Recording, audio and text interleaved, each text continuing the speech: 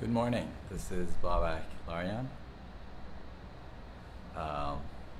And I'm going to be doing a session on parotid and salivary gland diseases, and just going through some cases actually today.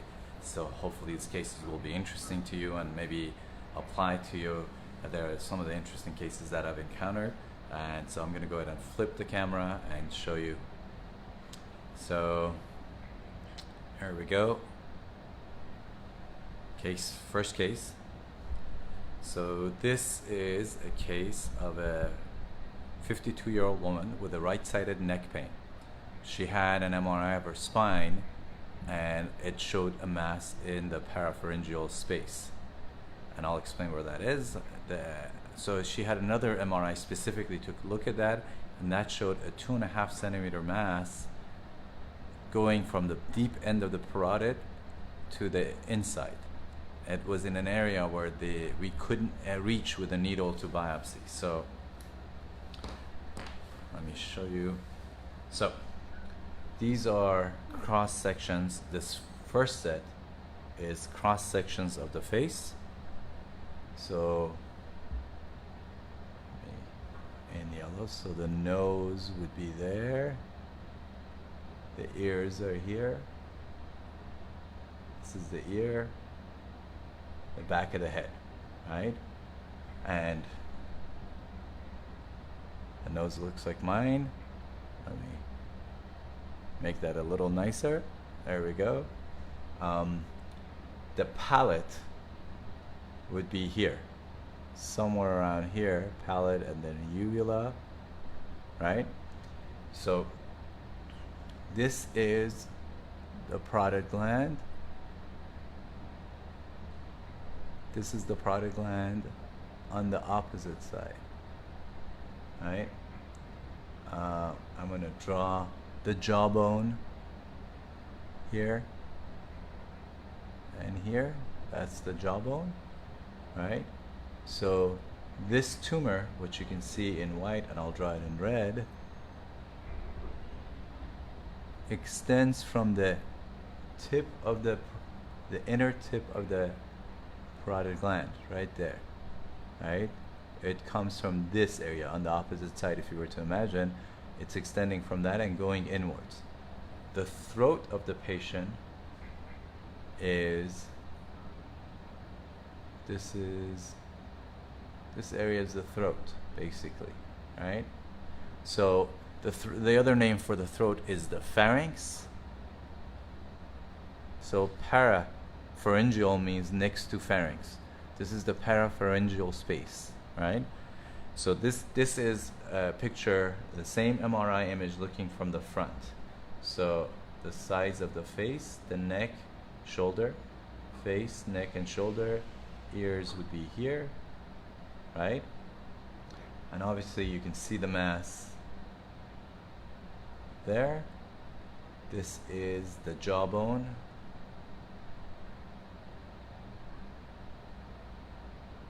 Okay, so you can see the mass is right on the inside of the jaw, back of the throat, back and next to the throat here, essentially, okay?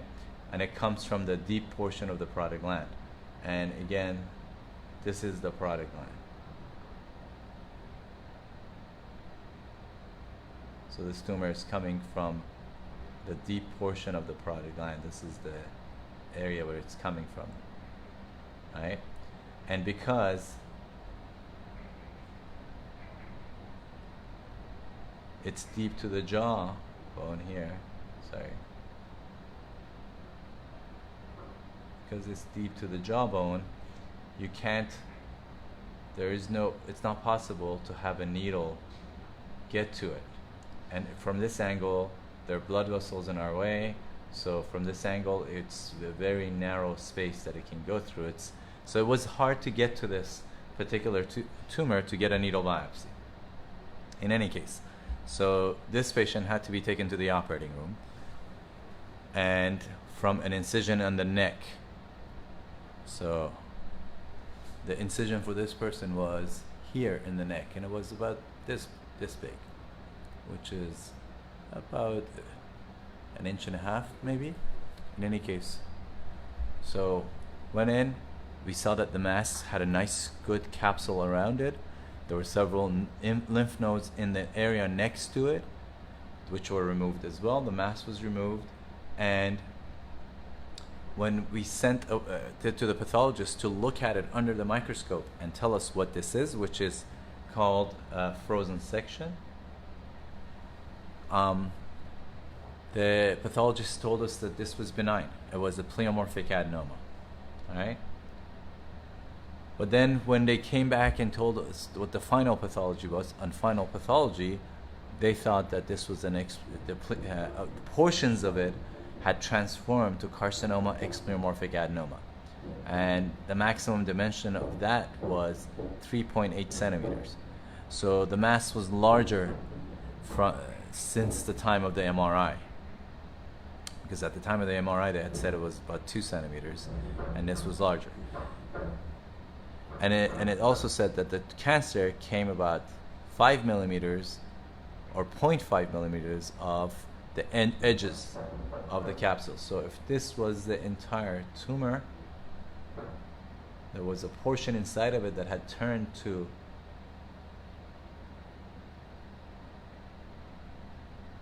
a carcinoma ex pleomorphic,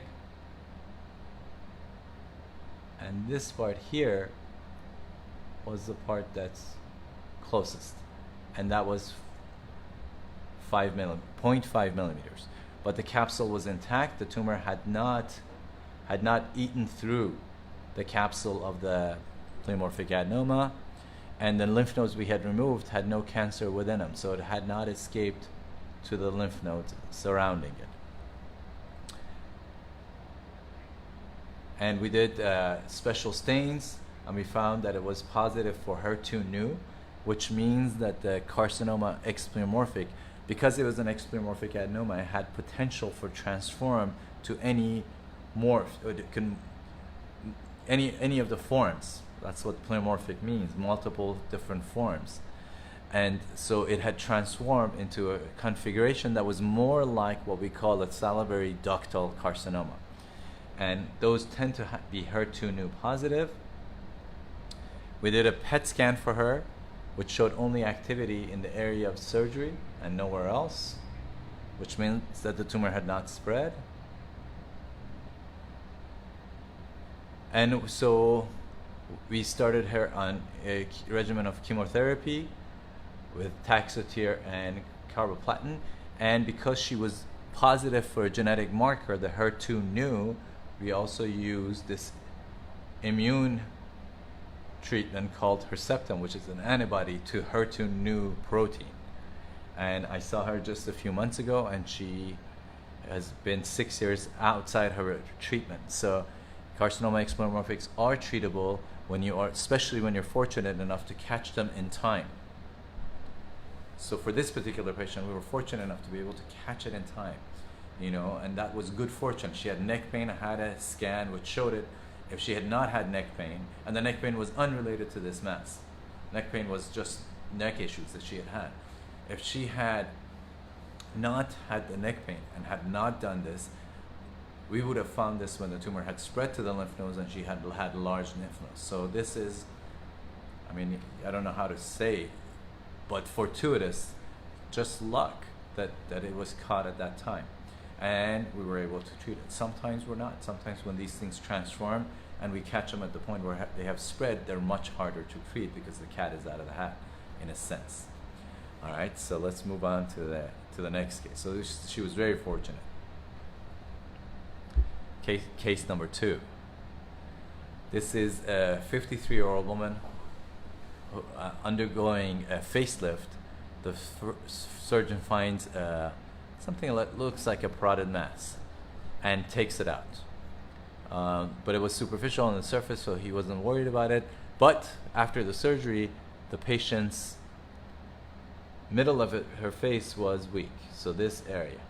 So the mass was right here, and sent it to the pathologist. The pathologist told us that this was a pleomorphic adenoma. Told the doctor, the surgeon, the plastic surgeon, that it was a pleomorphic adenoma, and somehow they hadn't done anything else about it, right? 4 years later, she came to me with a bump on her face. So here we go. Let me show you. This is the parotid gland again. This is the jaw. Parotid on the opposite side. The jawbone here, and you can see the teeth, tongue, right? And in this area, you can see the surface of the parotid smooth on this side, and on this side comes to area that's not only not smooth, but also you can see the brightness of the contrast going deeper inside. So this was a mess. And this is on a frontal view of the MRI. Again, this is the earlobe, neck, shoulder, earlobe, neck, shoulder. This is the parotid gland. And this is the superficial tumor, right?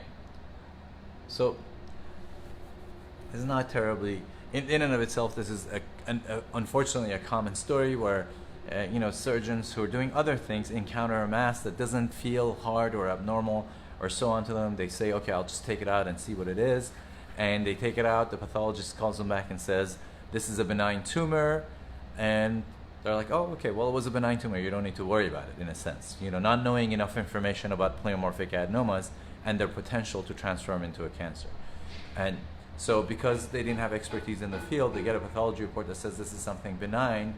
They think nothing of it because it is uncommon for benign tumors to have the potential to transform into cancers. And pleomorphic adenoma is unique as one of the benign tumors that has that potential. So because of that, an unawareness of this thing and lack of familiarity, they may take it out. A plastic surgeon or a dermatologist may take something out and say, you know what, this is okay, it was benign, you don't need to worry about it, but these things do have a tendency to recur, as you can see in this case, and needs to be removed. And so that's interesting in and of itself, but the most interesting part about this is during surgery, and this is a surgery picture, right? You can see that the facial nerve here, this is the facial nerve,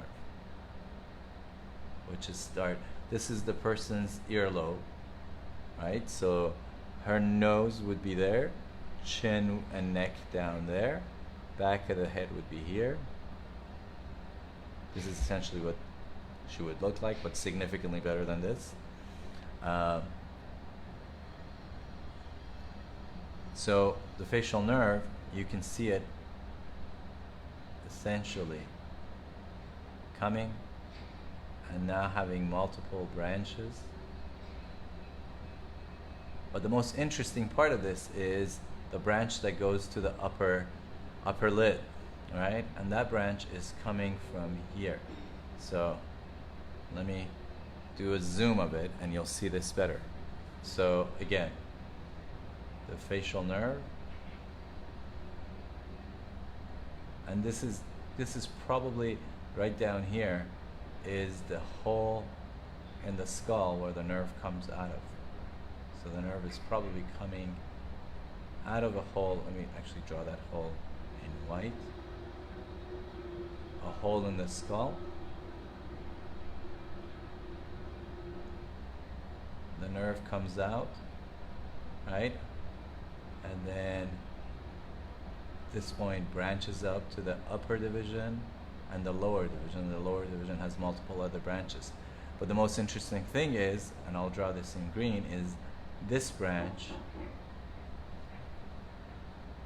that actually goes upwards and comes from the side.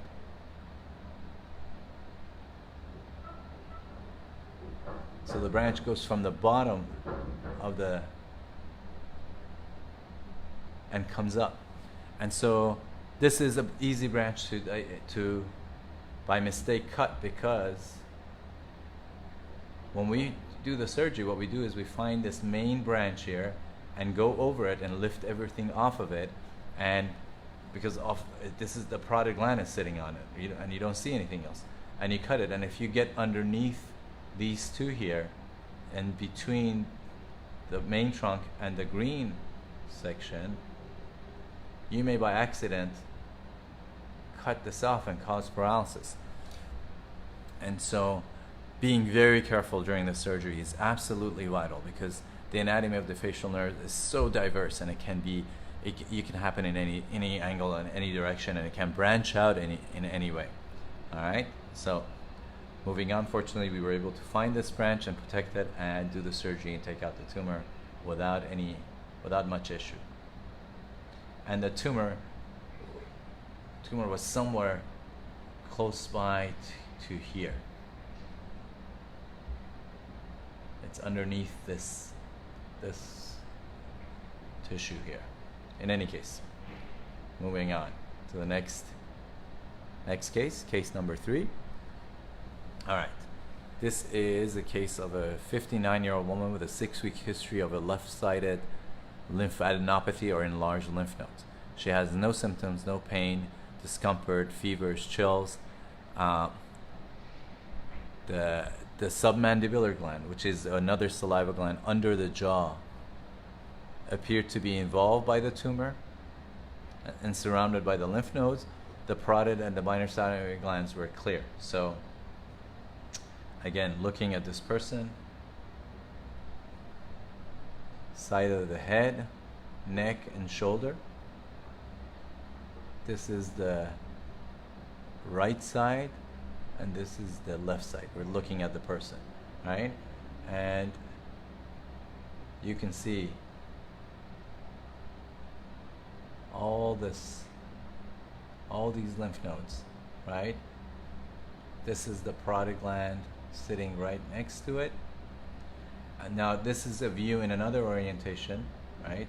This is the person's chin, side of the neck, back of the neck, side of the neck again, and back to the chin.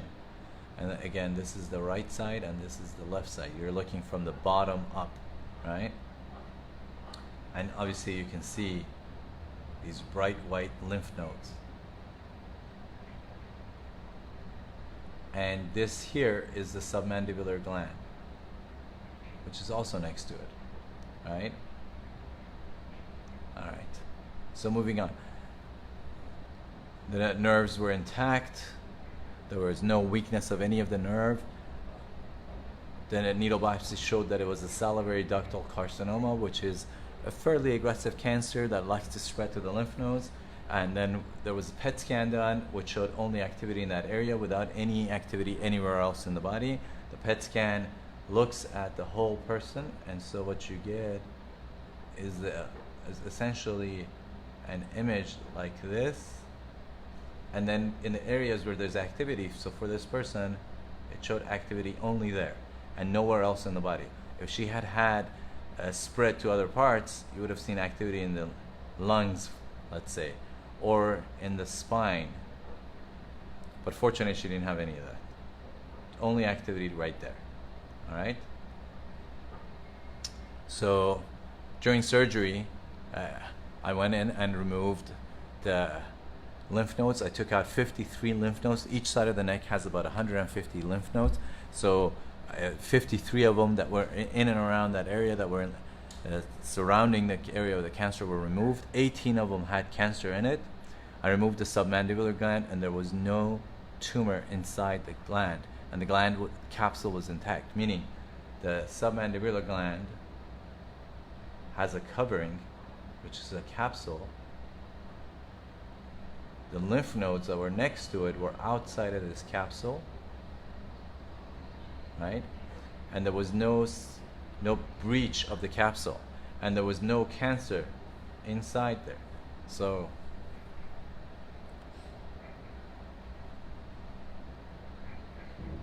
and we did the special receptors, and all the receptors were negative. So this was what we call a cancer of unknown primary, It was a cancer of salivary origin, but we didn't know what where the primary tumor was. So she again was also started on chemotherapy, taxotere and carboplatin, right? We couldn't give her the Herceptin because we could not use that, because if you look at the previous slide, HER2/neu was negative.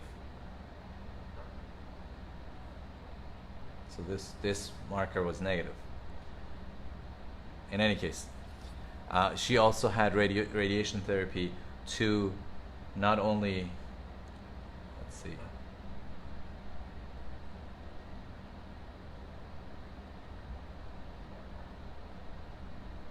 so if you look at her head and shoulder, the tumors were in this area. The submandibular gland was there, the parotid gland was there, and some of the minor salivary glands were there.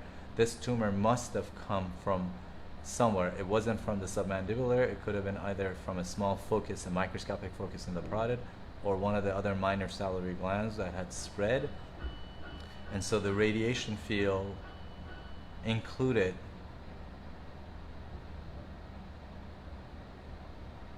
all of this, just in case the primary was in there. In any case, she did well with the treatment, and 5 years later, she had no recurrent disease. So these are some of the samples of the types of things that can happen. Let me go over the fourth case. All right, so this is an interesting case. This will be the last case I'll discuss. A 46-year-old woman who was an actress in Los Angeles presents with a 2-year history of a parotid mass, 3-week history of a mild lower lip weakness.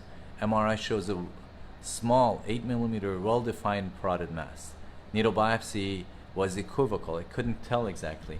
They were hedging, the pathologists. They said it could be a pleomorphic adenoma, it could be a mucoepidermoid carcinoma, it could be an adenoid cystic carcinoma. So, when you have something like that, along with some weakness, it's less likely that you have a benign tumor, more likely that you have a cancer, especially when it's so small. So we looked at the MRI. MRI didn't show any enhancement. So if you see the facial nerve is passing by that area, some of the branches. And on MRI, the nerves didn't light up, because sometimes when the tumor is involving the nerve, they do light up. PET scan was done, the whole body scan, and it showed only activity in this area, right around the tumor, not in the lymph nodes in the neck, and nothing anywhere else in the body. So the patient went, rightfully so, looking at multiple other opinions from other doctors, was trying to see if he can have a radiation doctor do radiation therapy rather than surgery, or have an oncologist do chemotherapy. And in the meanwhile, while getting treatment, while getting all these opinions, her lip becomes completely paralyzed. So when we did the surgery, the tumor had grown to 1.2 centimeter. It was an adenoid cystic carcinoma, which is a kind of a odd tumor that loves the nerves. It uses the nerves as highway. So when it finds a nerve, let me go back here. So when it finds the nerve passing by it, right, it can latch onto the nerve and move in all directions. Okay?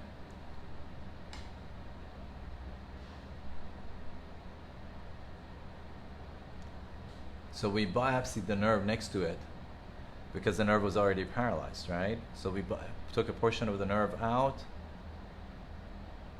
and assessed it. So let me go back to that picture and tell you what I mean by that is, again,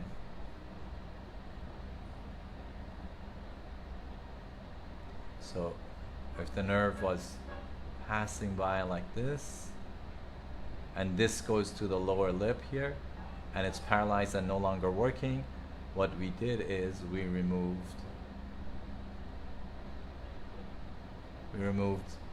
saliva gland until the upper nerve. Down here, removed a portion of this nerve that's not working, So in whatever area we could get a margin, we did, right? And we removed, and then we, under the microscope during surgery, assessed here and all the edges.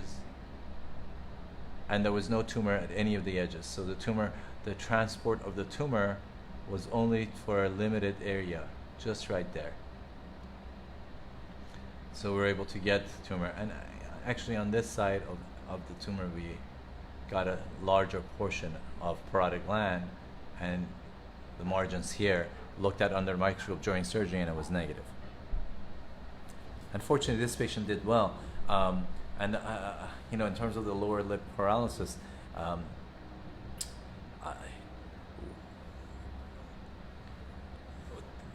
we were able to do some reconstruction work and help her regain function and symmetry at the same time. So these are some of the interesting cases that have come about. I thought may be helpful to you in your path in treating and taking care of any kind of parotid tissue that you may have.